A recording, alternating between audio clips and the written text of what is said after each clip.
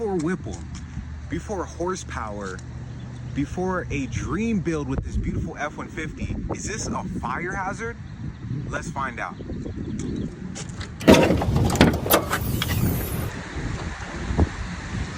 Because if this thing's a fire hazard, none of the rest fucking matters. No Whipple, no horsepower, no dream build.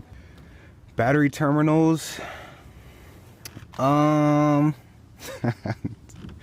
negative looks fine. Positive, a little sketchy. So that's definitely gonna, let's fix that before I fucking burn to death. As you can see here, it's totally sweating oil.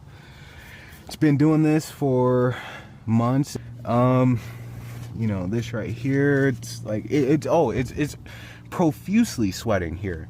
I've seen trucks catch on fire. Play the clip.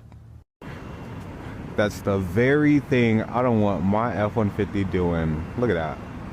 Imagine just one day my truck is fucking in flames. That's not what I want to do. Damn. Let's check the oil. I feel like I'm low because that last time I checked, it was halfway. Yeah, we're a quarter, and lo and behold, yeah, less than a quarter.